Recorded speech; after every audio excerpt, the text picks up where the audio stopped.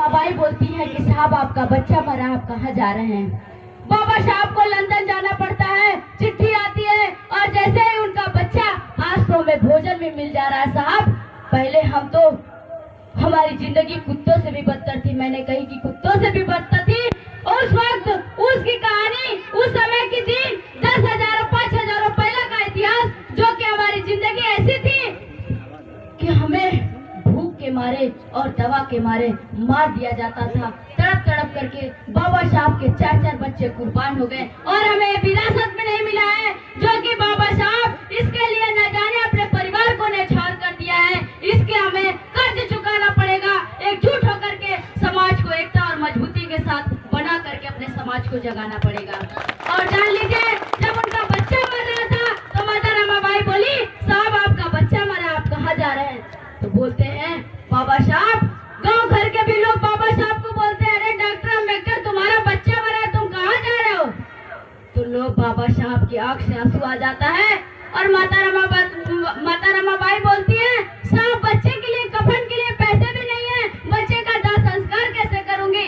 तो साहब बोलते हैं कि तुम्हारे पास तो साड़ी है ना, बच्चे को साड़ी में लिपट करके दाह संस्कार कर देना। और बाबा साहब वहीं पे इस बात को कह करके माता रमाबाई पकड़ के रोने लगती है और बच्चे को लांग करके बाबा साहब चले जाते हैं।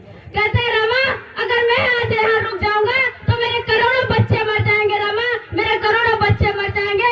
वहीं से बाबा साहब तुरंत वापस चले जाते हैं और जो कि 32 डिग्रियां 9 भाषाओं का ज्ञान है और 22-22 घंटा जा करके पढ़ाई किया करते थे। और इतना ही नहीं, हमारे देश के लिए हमारे एक संविधान, ऐसा संविधान दे करके गए हैं, क्योंकि राम को भी झुकना पड़ता हमारे संविधान के आगे, ऐसा संविधान लिख कर गए हैं। और जो कि जब उनका इस देश में बातें चल रही थी, जब वापस लंदन से वापस आते हैं, साहब का कार्यक्रम लगा रहता है। ये बताइए, जिसका पति बैरिस्टर होगा, जिसका पति प्रोफेसर होगा, उसकी पत्नी आगे न बैठ करके कार्यक्रम सुनेगी या मंच पे बैठकर सुनेगी। और लेकिन माता रमाबाई उबला बनाती है, जैसे ही सुनती है कि साहब का कार्यक्रम लगा है, दौड़े दौड़े भागे भागे जाती है, हाथ को धुल करके बक्से के पास जाती है। और बक्से में क्या होता है साहब, उनको नसीब, आज जो हम साड़ी भी पहन रहे हैं, आज महिलाएं सूट बूट पहन कर चल रही है, अच्छी साड़ियाँ, फंक्शन के लिए साड़ियाँ अलग है, बर्थडे के लिए साड़ियाँ अलग है, तो माता रमाबाई और बाबा साहब का दिन है। जो कि जाती है जल्दी से बक्से के पास, देखती है बक्सा जैसे खोलती है साहब, साड़ी में जगह जगह छेद हो जाता है। और जब बक्से में देखती कि साड़ी में छेद हो गया तो उस साड़ी को पहनकर मैं कैसे जाऊंगी? अब मेरे बाबा साहब इतने बड़े महान हैं और मैं उनके सामने उनके बीच में फटी हुई साड़ी पहनकर जाऊंगी तो लोग क्या कहेंगे? छत्रपति साहू जी महाराज बाबा साहब को पगड़ी दिए रहते हैं और उसी पगड़ी को, पगड़ी में बक्सा में पगड़ी रहता है, उसी पगड़ी को साड़ी जैसे लपेट करके पहन करके जाती हैं। और कहाँ से कार्यक्रम सुनती हैं? एक घर के पीछे से नीम का पेड़ रहता है, वहीं से कार्यक्रम सुनती हैं, वहीं से सुनती है कार्यक्रम को। जब बाबा साहब जैसे ही मंच से उतरते हैं, माता रमाबाई नजर पड़ जाती है तुरंत बाबा साहब का। जब मंच से उतरते हैं तो माता रमाबाई के पास बोलते हैं और माता रमाबाई बोलती है, साहब आज तक तो मैं आपसे कुछ भी नहीं मांगी, एक चीज आपसे मांगू क्या? तो बोलते हैं बाबा साहब, अरे पगली तू मांग, आज तक तो तूने मांगी ही क्या है? तो माता रमाबाई बोलती है कि साहब मैं तो साड़ी नहीं पहन पाई, लेकिन इन करोड़ों महिलाओं को साड़ी पहनने का अधिकार देना बाबा साहब, करोड़ों महिलाओं को अधिकार देना साड़ी पहनने का, ये बाबा साहब करके गए हैं। और जो आरओ का फिल्टर का ये पानी पीते हैं हम लोग, ये बाबा साहब का देन है।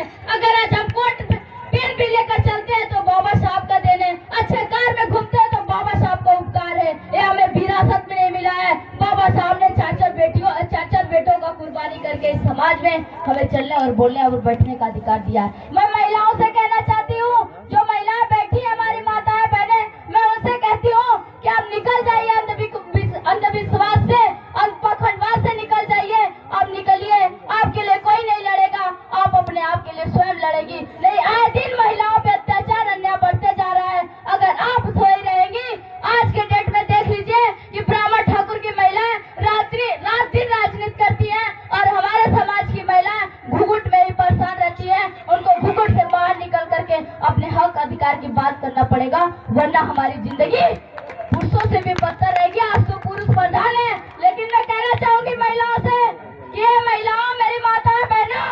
आप अपने के लिए जाग जाइए, क्योंकि आज माता रमाबाई, माता सावित्रीबाई फुले, फातिमा शेख जी ना होती तो आज हम सूट बूट पे क्या अच्छी से एक पुलिस की नौकरी भी नहीं पा पाते, IAS भी नहीं बन पाते, PCS भी नहीं बन पाते।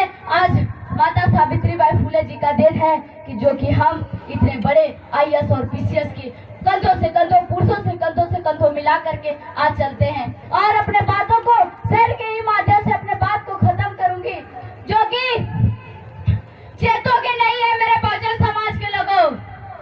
तो जरा सोचो, फिक्र मुझे ये नहीं कि ताज का क्या होगा, फिक्र मुझे ये नहीं कि ताज का क्या होगा, फिक्र मुझे ये है कि संविधान का क्या होगा।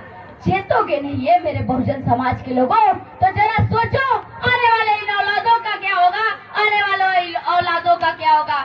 सूरज को क्या पता चांद क्या होता है, सूरज को क्या पता चांद क्या होता है, जमीन को क्या पता आसमान क्या होता है। जो भगवान के नाम पर भीख मांग कर खाए उसे क्या पता भारतीय संविधान क्या होता है, भारतीय संविधान क्या होता है।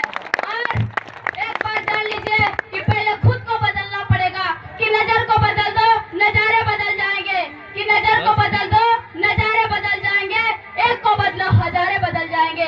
किस्तियां बदलने की जरूरत नहीं प्रिय भाइयों, अपने आप को बदलो पूरे समाज बदल जाएंगे, अपने आप को बदलो।